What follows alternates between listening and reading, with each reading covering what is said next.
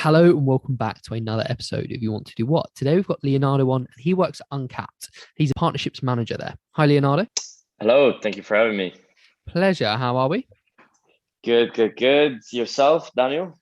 All good, mate. Do you want to jump straight in and just tell everyone a bit about what you do? 100%. So I have joined Uncapped, which is a fintech startup in the UK with a global reach back in December 2020, so close to a year now. And I've got some experience in a couple of industries, mainly in the digital marketing industry on the agency side. So I was brought on board to help the company build its partnerships channels with agencies, and now as we expand also with some tech companies as well. So that sounds like a really exciting and different role. Are you kind of in charge of what you do on a day-to-day basis, and you just reach out to things you think would be really helpful for Uncapped? 100%. The company is very good at giving responsibility to people early. And one of our co-founders, Asher, um, has built this system, which he basically calls very simply great ways to work, right? So the secret is in the title. And part of these great ways to work is the realization that as a founder of a startup, you shouldn't be going around and scrambling about to put out fires. You Mm-hmm. should build fire stations. And what that means, yeah, it's a great one, isn't Yeah, I it? like it. Yeah. What that means for him and what we do as a company is try to uh, each and everyone take responsibility, and we kind of hear everyone's opinion. And maybe as a manager, right, you want to listen to someone's proposal of how they would tackle a certain problem, Mm. and then evaluate together and execute. And so that's happened in my case as well. I had a lot of freedom coming in, because I know the agency space well, and so I had freedom in how to structure the channel and how to scale it. And then of course I'm very keen on getting feedback in any opportunity I can. So it's a constant back and forth and asking questions and improving and testing things. But yeah, to answer your question, lots of responsibility, lots of room to wiggle and play around. And in terms of the role, I couldn't be more more thankful. I work with the CEO, one of the two co-founders, Piotr, pretty much every day. Um, I work basically across the whole business, and lots of interesting conversations with lots of interesting people. So can't complain. Yeah, I think, part of the reason I wanted to get you on here is because obviously this is a careers podcast. I think what you do, not many people really understand the whole world of business development and partnerships. But Hmm. as the sort of e-commerce has expanded and digital marketing and all these new industries are popping up, jobs like yours being partnerships and business development are only going to grow and expand. And I really think this is Hmm. such an exciting space. If you're sort of maybe a bit entrepreneurial, or you like a lot of different interests, 100%. it's just a great route to go down, right? 100%. I agree, and I'll tell you what attracted me straight out of university to business development roles is that um, you you have such a good understanding of what the company you work for does, because you're selling it, right? You need to understand the product or the service inside and out to be able to really kind of communicate that value to whoever you're interacting with. So that was the number one reason why I wanted to get into this side, kind of the commercial side Mm. of the business. And the second side of the spectrum is just I'm I'm good with people, and so so that was an easy win as well. So, what does an average day look like for you? Yeah, that's a great question. So it's kind of evolved, which is normal because as a startup we've grown massively. When I joined, we were 15, and we're 70 right now. So not even 1 year later, and at the very beginning, it was just entertaining lots of conversations. As I mentioned, we wanted to kind of build this new channel, new avenue for us to meet lots of new e-commerce businesses, SaaS businesses needing the funding to grow. And so my typical day looked like getting in touch with as many agency founders as possible to understand if there was space to build a collaboration. And the collaboration basically looks like, hey, you've got an agency that specializes in helping businesses grow.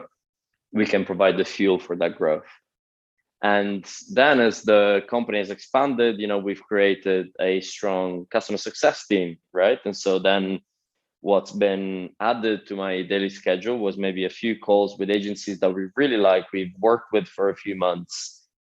And then maybe they can actually help our clients, right? We get clients coming to us all the time saying, hey, I need a new logistics partner, a new marketing partner. And we like to be that place where they can come and they know we've done the homework for them, and we can make those suggestions.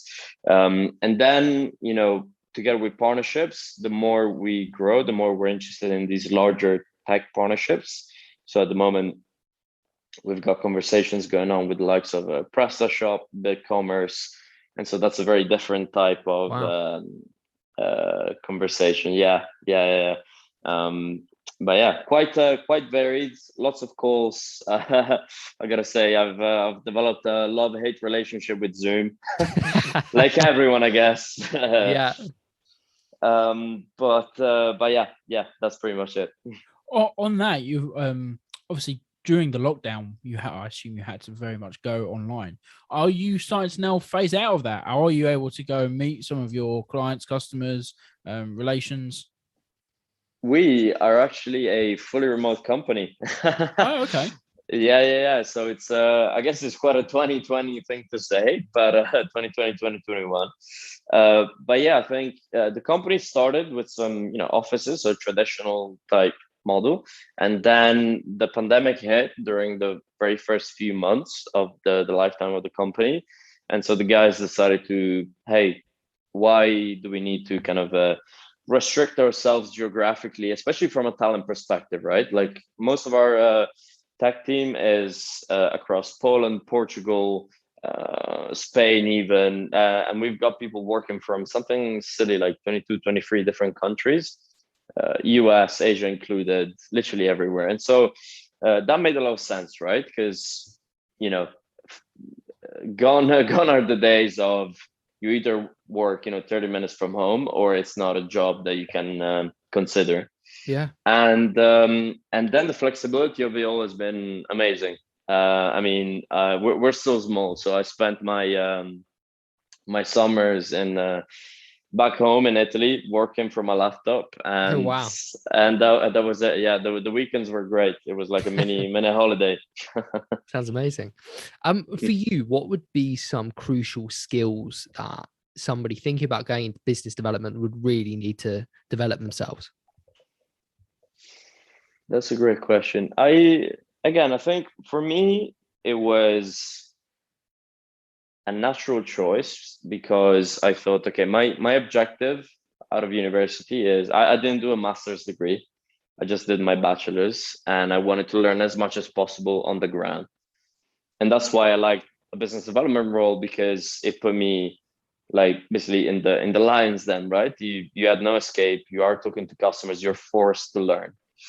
And the second reason why I went into it was just if there's one thing I know how to do is talk to people and become friends with them and try to really talk to them and understand what are their needs, what motivates them, and try to understand if I can help, right? So I started from this place, and then I think most of the skills or however we want to call it, I've actually developed on the job, right? I don't think, well, probably people are born with an innate, sales acumen. Yeah. I don't think I was one of those people. For example, no one can teach you really to get the door slammed in your face time and time again, right? That's something that you get used to. You can read a bunch of books about what are the best sales skills, but at the end of the day, you need to find something that's true to yourself. What questions people resonate best, what tone of voice, right? So I think a lot of these are just developed on the job. Yeah.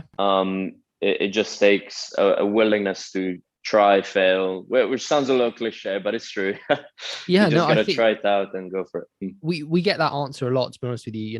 You can Mhm. only know what you're good at once you try and fail, and we encourage that so much on the 100%. podcast. Failing is one of the best ways to learn, and weirdly at school and university, failing isn't, not celebrated is the wrong word, but not accepted, and it's an odd kind of thing, because throughout your life you're going to need to realize failure is a thing that happens. 100%, 100%. And like I went to a central London university. I went to King's, and if you go in there, it's all people who want to become investment bankers and asset managers and the odd consultant, right? and Yeah. so you're like, oh wow, so all the cool kids are doing it, so that's probably what I'm supposed to do as well, right? And that took quite a few trials and tribulations until I realized, hey, actually, probably that's not something I want to do, because I never spent 10 minutes of my time to even learn what these industries are, and what's entailed and what's needed and what's required. So that's Sure. probably not where my passion is. And then I started to grow closer to the world of startups and basically the industry I'm in right now.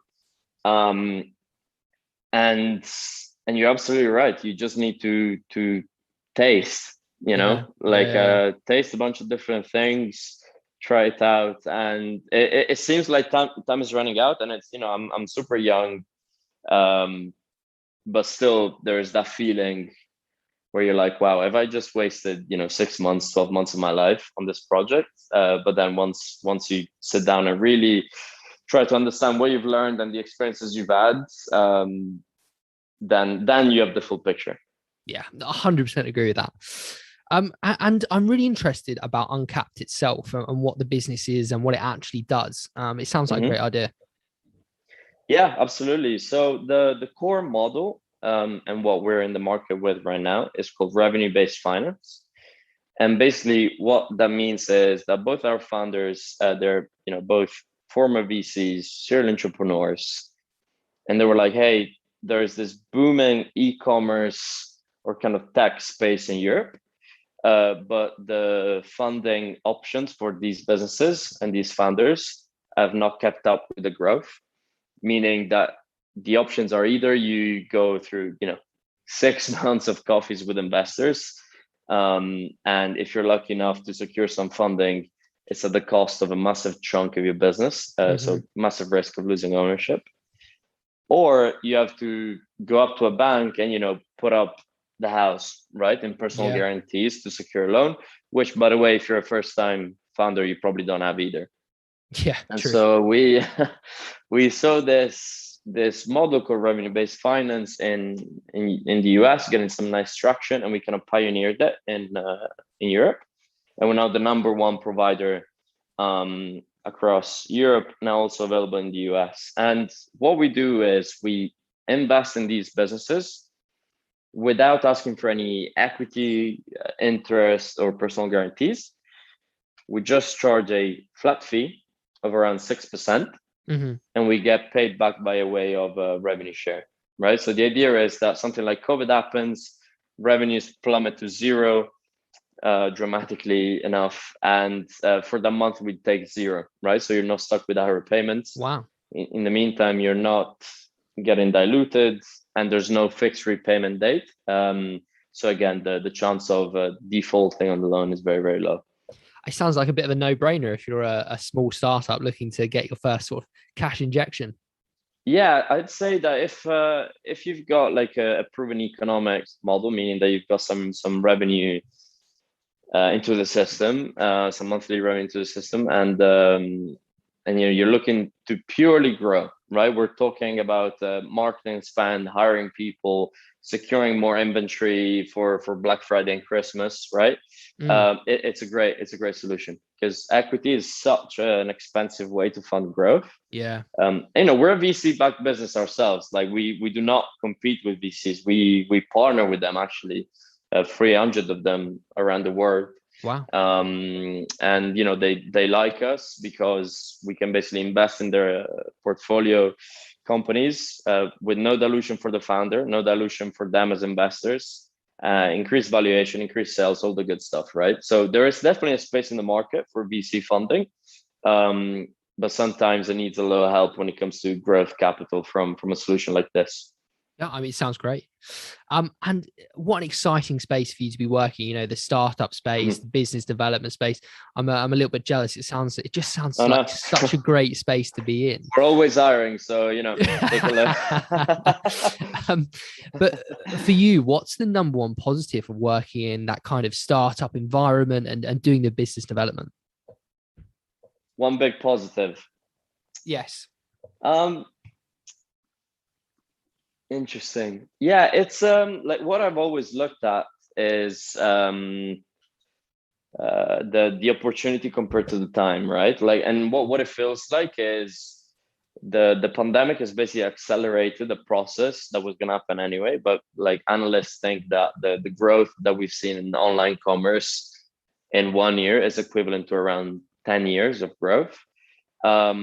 And at the same time, this is paired with companies like us that have come up with a very smart way to leverage tech and data to, create these very, very valuable funding options for clients. At the same time, we have access to so many conversations and so many founders that we're able to really pinpoint what their pain points are, to then structure some new products. So, for example, we're testing out some banking features and some banking products in the US, and they're coming to Europe soon. So, to answer your question, it's just it feels like you're in the right place at the right time, and it's a great feeling because I've worked in social media marketing in 2018 when it was booming, but very quickly became not obsolete because it's still a key part of the marketing mix, but I've just become there's no thrill in being early anymore, right? You were gonna be early if you started a social media agency in 2016, 2017. Yeah. By 2018, 19, everyone realized and clocked in that they had to have some strong digital presence. And so it's still very valuable, but it was that growth, that excitement, right? Around that something buzz that's of being first. That 100%. Yeah, I get that. 100%. And so right now we're not the only ones. So we're definitely not early anymore, although it's still early days in the industry.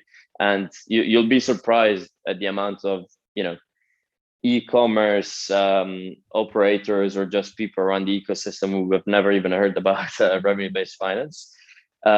But we're moving so quickly that it just feels like, wow, I'm part of something that's going to become massive, and I was between the first 10 to 15 people to jump on board, right? Awesome. On the other side of this, though, what would be maybe a negative or a couple of negatives that you think about this industry? You obviously touched on a couple earlier. Mm-hmm. Yeah, from a careers perspective. Yes, exactly. Yeah. 100%. So it really depends on what you want. And I'm quite analytical with this, right? I like to think about opportunity cost, which is, basically I'm investing my time here. Is there something else that I could have done? Thinking in that way, by the way, I'm not sure how much is recommended because that's a surefire recipe for like massive anxiety and stuff like that, because you start thinking, oh my God, there are so many opportunities out there. Am I doing the right thing? I always get that. Always, right? I always have that. Yeah. I think it's just human nature, but I guess, and because it's such a fast-paced, high growth, but very, very, from a certain perspective, risky line of business, because you have no idea. Like you hear all the time of startups that were supposed to become massive, but then were just plummeted. So there's always that risk, and there's always the risk that there is something else that you could be doing that could teach you more. But at the same time, I think whenever I have these thoughts, I just go back to the drawing board and think, well, do I know more today than I knew a week ago? Have I been learning, developing myself personally and professionally? And most of all, like, do I see myself here for the next 5, 6, 12 months? And the answer so far has been yes. So again, to answer your question, there are negatives, which are, it's all quite risky, and nothing is given for granted. But to me, at the moment, it's worth it because I've been growing and I really believe in what we're doing. And I think, if you want to work in the world of like tech and startups, you need to be bought in. It's almost as if you're an investor, right? Like Yes, you're investing your time, and so sure, you want a job. You want that job, you need that job, but you also need to be mindful of your time and make sure that it's invested in the right place. Definitely. And for anyone listening to this and thinking, oh, do you know, I'd love to get involved in business development within kind of the startup world, what's one piece of advice you'd give to them, whether it be a skill to learn or something to take forward into interviews? Just one piece of advice for them. 100%. Let me actually answer this with a story. So again, going back to my university days, everyone wanted to work in the finance space. I tried, I really tried. But rejection after rejection, I was like, well, either I'm very stupid or this is not what I want to do. And so I came to the conclusion that it was the second option, thankfully. And so I started reading, I started reading about everything really. And what really caught my eye was the word of, tech, early stage companies.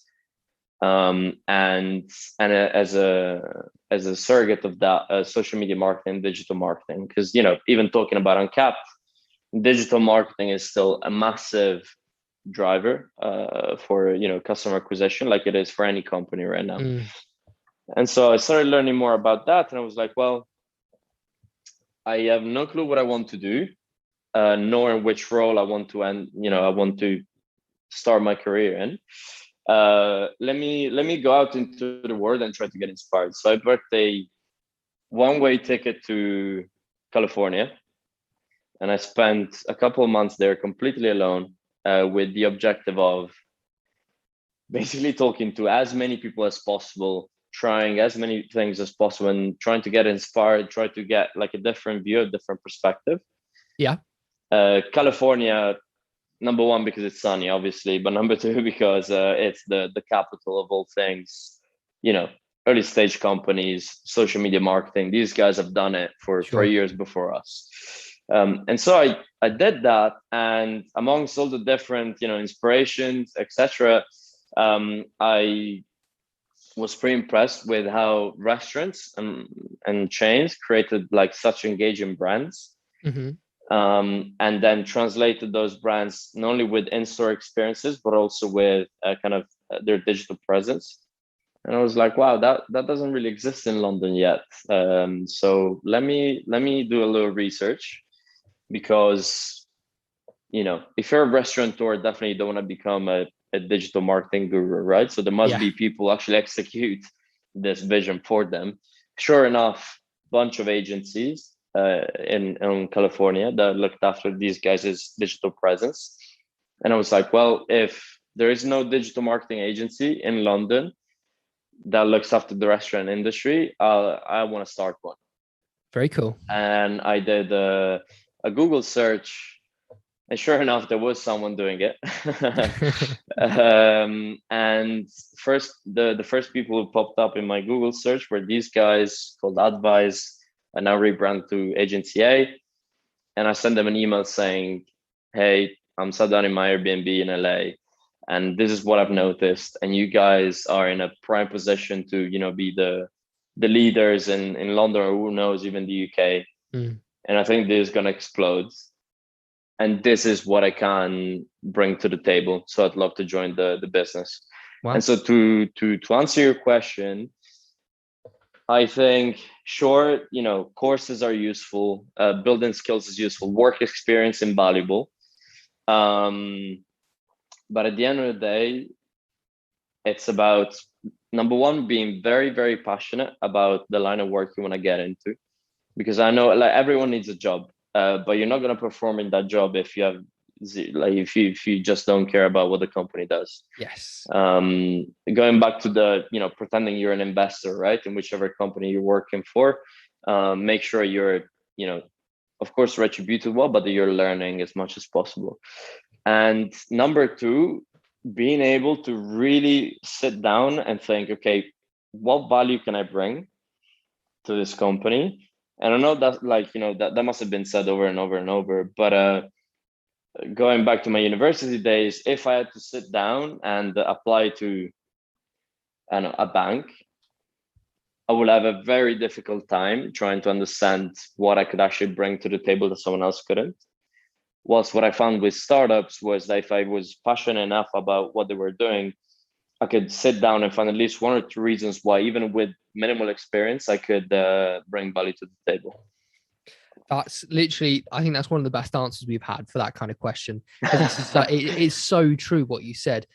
And that story was a brilliant example of it. If you're passionate about something and you want to go into the startup space and you're not really sure where you can add value, just go and learn about it, maybe go and try it a bit, and then go and approach the startup and say, look, I've done this, I kind of failed, but I learned this, I can do this. What do you think? Because I think like at least 9 times out, if I, as a founder, you get a message from someone that's clearly passionate and clearly has drive, and you get that, you think, yeah, actually, we need somebody to do that. Let's get 100%. this guy or this girl.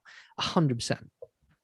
100%. There's always going to be work to be doing. And by the way, this doesn't only apply to the startup world. And if you really want to work in finance, great. Lots of my friends I've met before uni or after 1 year of university, and it was as if it was written on some destiny book that they were gonna work in a bank. And I actually envy them, right? Because they knew from day one what they wanted to do, and they were so driven. But even there, I think even there they found ways to inform themselves, to expand their network that were very relevant to the line of work they were passionate about. And so it's the same exact argument, just for different industries.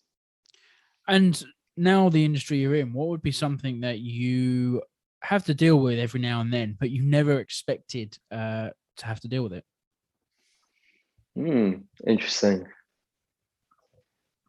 So yeah, maybe something that was definitely not written on the job description when you applied. Let's say that the job description, especially in early stage tech companies, is built by someone who has been wearing many hats. And then it comes to a point where the machine is about to break and they're like, well, we need a resource to actually take care of this task specifically. And that's where you come in. But then again, you're in a startup, and so you're brought in for one thing, but you start wearing many hats yourself. And so I was pondering, because there are quite a few things that I didn't expect that I would be doing, but they all become part of the job, right? Because you're so invested in what we're building that you're happy to do anything. So for example, I'm hopping on a webinar tomorrow, teaching people about how to prepare for Christmas and Black Friday. And of course, I'm not an expert in marketing for Black Friday, but what we're talking about is the data that we've gathered and what that means for founders, and how they can then go about securing funding, or how they can go about investing smartly to ensure growth during Q4. So that was a nice little addition. And then something that I didn't really expect, because I've always worked alone. I've always worked in small companies, fast growing companies, always in small teams. is how quickly my team, the partnerships side of things, has grown. At the moment, we drive quite a hefty chunk of the revenue of the business, and so being able to confront myself with lots of different people and being able to split the workload has been something that I should have expected, but I simply had never experienced. So that was a nice little surprise. And would you still go into this industry knowing everything you know now? 100%. I'd Awesome, go Tim. in earlier. Actually, I was thinking about this the other day, and I was thinking, wow, imagine if I joined, like in 2019 when they were just starting out. But come to think of it, I'm not the product guy. Yeah. So they probably needed to have a product before selling it. Yeah. And the two guys who were the earliest joiners on the business development side of things were either people with an insane network who could start, our boys now the partnerships team, or someone who's had great experience into building sales teams, processes around those, and figuring out the best way to push this product commercially. So I thought I would have loved to be like the fifth employee, but probably I couldn't have brought at this point that much to the table. I think I came in at the perfect time, and that's how you grow, and that's how companies grow too. Well, thank you so much for your time, Leonardo. It's been a genuine pleasure to chat to you and hear all about your career. Thanks a lot. I appreciate it. Thanks again for having me. Thank you, Leonardo. Where can people find you and where you work and reach out if they wanted to? Amazing. Yeah. So you can reach out to me on LinkedIn. It's just Leonardo Luca Torto. Good luck spelling that in the show notes. And and yeah, hey, as I mentioned earlier, we're always hiring. We're growing very fast. You can take a look at weareuncap.com/careers. Yeah, please reach out with any questions, anything at all. I'll be more than happy to answer. Brilliant. Thanks, Leonardo. Thanks a lot, guys. Thank you.